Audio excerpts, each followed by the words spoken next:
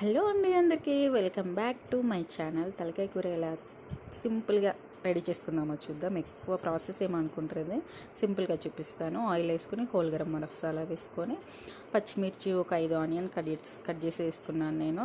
మీరు మీ ఇష్టం అండి, అంటే కర్రీని బట్టి వేసుకొని. నేను ఇది 2 kgs అందుకే ఎక్కువ వేసుకున్నాను. ఇది కొద్దిగా ఫ్రై అయిన తర్వాత పుదీనా కరివేపాకు వేసుకొని మంచి గోల్డెన్ బ్రౌన్ వచ్చిన తర్వాత దీంట్లోకి సాల్ట్ పసుపు వేసుకొని ఇది కూడా ఫ్రై అవ్వనివ్వాలి. ఇది కూడా ఒక 2 minutes ఫ్రై అయిన తర్వాత దీంట్లోకి 2 స్పూన్స్ అల్లం వెల్లుల్లి పేస్ట్ వేసుకొని ఒక 2 minutes ఫ్రై చేయండి.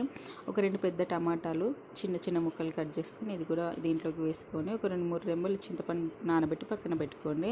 ఈ టమాటా ఫ్రై అయిన తర్వాత ఈ పీసెస్ అన్నీ ఇందులో వేసుకొని మంచిగా కలపండి. మంచిగా కలిపి ఒక 5 minutes వరకు దీన్ని కూడా మగ్గనిచ్చి క్యాప్ పెట్టి మగ్గనియండి.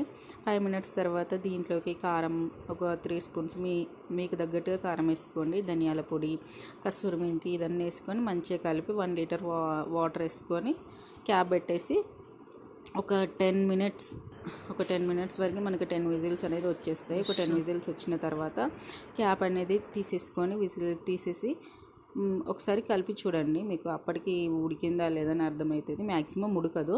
సో దీంట్లోనే చింతపండు రసం వేసేసుకొని లైట్గా ఇది వేసుకున్న తర్వాత మళ్ళీ ఒక 1/2 లీటర్ వరకు వాటర్ వేసేసుకొని నేను కొద్దిగా పచ్చిమిర్చి వేసుకుంటున్నాను.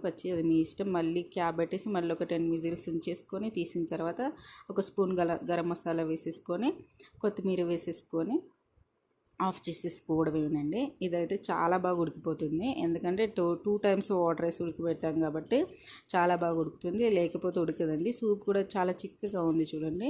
చాలా బాగా అవుతుంది. కర్రీ మాత్రం సూపర్గా ఉంటుంది. మీకు తినేటప్పుడు కూడా వీడియో యాడ్ చేస్తున్నాను ఎంత బాగా ఉడికిందని. వీడియో కనుక నచ్చితే లైక్ చేసేయండి.